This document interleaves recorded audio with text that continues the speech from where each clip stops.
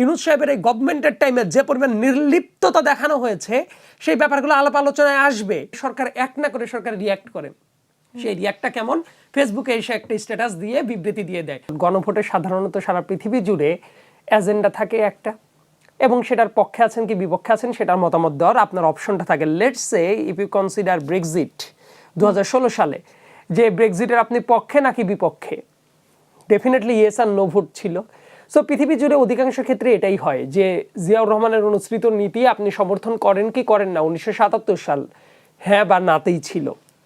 তার পরবর্তীতে যে প্রেসিডেন্সিয়াল সিস্টেম যখন আসে, আপনার এইটা বাইনারি ডিজিটেই নর্মালি যায়। প্রশ্নটা যে জায়গায়, প্রশ্নটা হলো আপনি গণভোটের এজেন্ডাকে বেছে নিয়েছেন 4টি, রাইট? আমি নিজের কথা বাদ দেই, অনেক মানুষ কনফিউজড কিভাবে হইতে পারে। ভাইয়া কিছুক্ষণ আগে একটা চমৎকার কথা বলছিলেন, আমি এই কথাটা বেশ কয়েকটা শোতে সেমিনারে অনেক আগে থেকে আমি এটা বলার চেষ্টা করছি। একজন ইন্ডিভিজুয়াল ব্যক্তি, আমি আমার কথা বলছি না, XYZ হুএভার ইট ইজ, তার কাছে মনে হলো এই যে 4টা এজেন্ডা আছে, এই 4টার ভেতরে উনি 2টা মানেন 2টা মানেন না, উনি আসলে কি ভোট দিবেন? আপনার তো অ্যাজ এ হোল হা ভোট বা না ভোট দিচ্ছেন, রাইট? সো যে ভাইয়াই যেমন 2টাতে রাজি 2টাতে কনফিউজ, আরেকজন থাকতে পারেন উনি 3টাতে রাজি 1টাতে কনফিউজ, আরেকজন থাকতে পারে যে 1টাতে রাজি 3টাতে কনফিউজড। এই মানুষগুলা আলাদা আলাদা এজেন্ডার জন্য একসাথে কিভাবে ভোট দিবে, রাইট? সো এই ব্যাপারটা একটু কনফিউশন তৈরি করছে অনেকের ভেতরেই। আবার এই আলোচনাটা যে এই জায়গায় এসেছে, এটা একটা হিস্ট্রিক্যাল ব্যাকগ্রাউন্ড আছে। ওই যে অটোপাসের মতো ঘটনা যে জায়গায়, প্রথমে এটা ছিল 180 দিনে, অটোপাসের মতো ঘটনা নিয়ে তীব্র আপত্তি সিভিল সোসাইটির জায়গা থেকে ছিল, এবং যারা ল ব্যাকগ্রাউন্ডের তাদের জায়গা থেকে খুব সিরিয়াস আপত্তির জায়গাটা ছিল।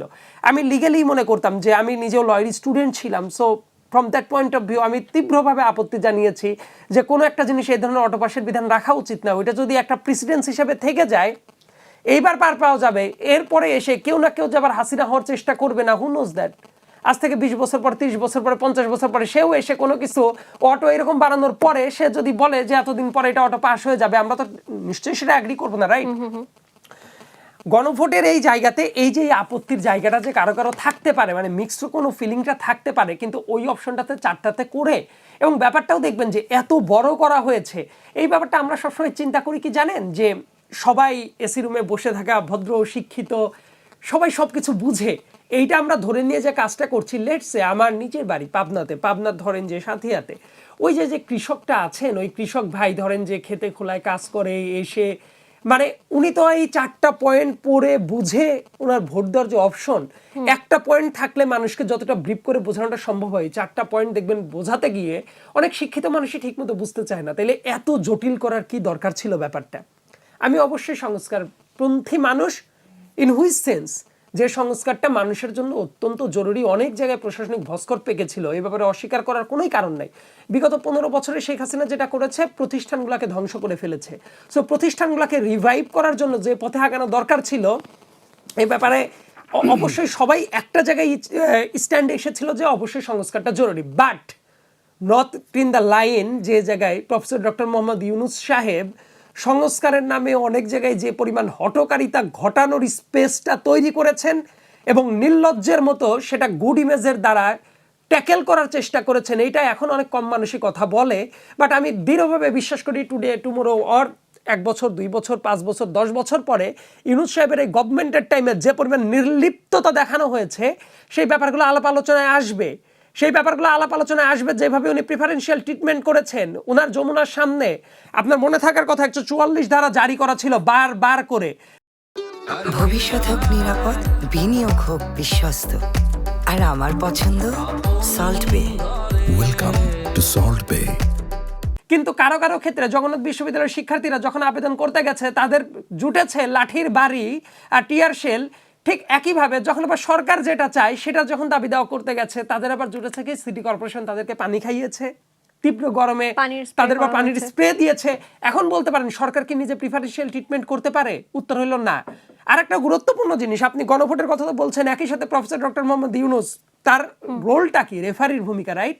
কিছুদিন আগে উনি তো বলেছেন যে এইরকম ইলেকশন হইলে অনেক তরুণদের যে নতুন দল আছে এই দল থেকে কয়েকজন জিতে আসতে পারে। আরে ভাই, আপনি তো রেফারি, আপনি মনে মনে অনেক কিছু আপনার খাস থাকতেই পারে, কিন্তু আপনি যখন নিজেই এই মন্তব্যটা করে ফেলছেন, এটা তো খুব সিরিয়াসলি প্রবলেমেটিক, রাইট? সো এই যাবতীয় প্রক্রিয়াগুলো কি হচ্ছে, অনেক জায়গায় কনফিউশনটা তৈরি করার মতো স্পেসটা তৈরি করে দিচ্ছে। এই জন্যই কিন্তু মানুষ অনেক জায়গায় কথা বলার মতো স্পেসটা খুঁজে পাচ্ছে। এই ধরনের কাজ না করে আপনি প্লেন কিছু সংস্কারের প্রস্তাব নিয়ে আসেন, এমনকি এই ব্যাপারটা আপত্তি তোলাটা খুবই যৌক্তিক। কেন মানুষের ভেতরে কনফিউশন আছে প্রশ্ন আসতেই পারে। কনফিউশনটা কেন আছে জানেন? সরকার জুলাই সনদটা যেদিন সাইন করিয়েছিল, ওই জুলাই সনদে দেখবেন যে একটা দল সাইনই করে নাই, ইভেন টিল টুডে একটা দল সাইন করে নাই। তারা দেখবেন অনেক প্রচার প্রচারণা চালাচ্ছে। তো যে জিনিসটা ভাই সবার জন্য ভালো বলে মনে করতেছেন, আপনারা কেন সাইন করেন নাই? আর একটা গুরুত্বপূর্ণ প্রশ্ন, সরকার যেদিন সাইন করিয়েছিল ওই দিন নোট অফ ডিসেন্ট সহ সাইন করিয়েছিলেন, রাইট? সেই নোট অফ ডিসেন্ট সহ সাইন যে করাইলেন, করানোর মিনিংটা কি? আপনি নোট অফ ডিসেন্ট রেখে দলগুলো তাদের মতো করে প্ল্যান পরিকল্পনা করতে থাকবে, কিন্তু নোট অফ ডিসেন্ট সহ আপনি আশ্বাস দিয়ে সাইন করানোর পরে এসে আপনি যে ভেলকিবাজিটা দেখায় বদলে গেলেন, এটা লাইবিলিটি সরকারের নিতে হবে না?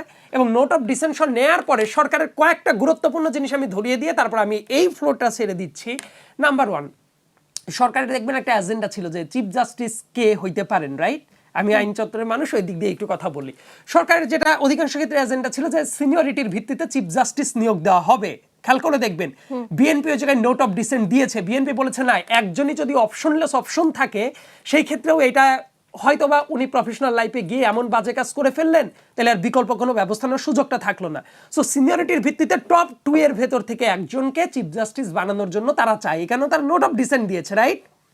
তা না হলে কি হইতে পারে, ধরুন বিচারপতি মানিকের মতো তো লোক ছিল, রাইট? সো উনি যদি সিনিয়র মোস্ট হইতেন, সো বিচারপতি মানিকের কথা আমার মনে হয় যে প্রত্যেকটা দর্শক সবাই জানেন ইন দ্য মিন টাইম যে উনি কেমন ক্যাটাগরির মানুষ ছিলেন। অপশনলেস ওনার মতো মানুষকেও চিফ জাস্টিস হিসেবে বসানোর দরকার হইতে পারতো। সো বিএনপি যৌক্তিকভাবেই বললো টপ 2 এর ভেতর থেকে কাউকে বাছাই করে নেওয়ার অপশনটা থাকা উচিত, তবে ইন মোস্ট সিনারিও যে সিনিয়র যিনি আছেন তারই পাওয়া উচিত। এই সরকার কয়েকদিন আগে আরেকজন চিফ জাস্টিসকে নিয়োগ দিয়েছে, রাইট? উনি যাকে নিয়োগ দেওয়া হয়েছে উনি সিনিয়র মোস্ট ছিলেন না। আপিল বিভাগের একটু খোঁজ খবর নিয়ে দেখবেন, সিনিয়র মোস্ট যিনি ছিলেন ওনাকে ডিঙিয়ে গিয়ে যিনি সেকেন্ড সিনিয়র ছিলেন তাকে নিয়োগ দেওয়া হয়েছে। আমি কিন্তু এই নিয়োগ দেওয়া নিয়ে আপত্তি তুলছি না, কারণ এটাই হওয়া উচিত।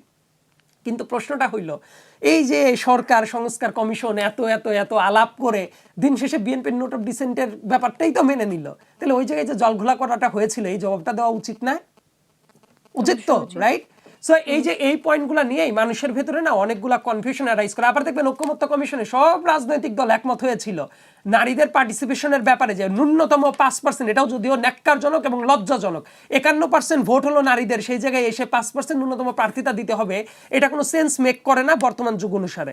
কিন্তু দেখবেন যে অনেক রাজনৈতিক দল সাইন করে আসলো, এমন অনেক রাজনৈতিক দল সাইন করে আসছে। ইভেন বিএনপি, এত বড় দল, বিএনপি কিন্তু 5% দিন শেষে পূরণ করতে পারে নাই, তারা মাত্র 9টা সিট দিয়েছে। আবার জামাত ইসলামী থেকে শুরু করে অন্যান্য যারা আছে সাইন করে আসছে সুন্দর মতো, ঐক্যমতে সব এক, সরকার খুব খুশি। একজন মানুষকে দেখাইতে পারবেন জামাত ইসলামী মনোনয়ন দিয়েছে?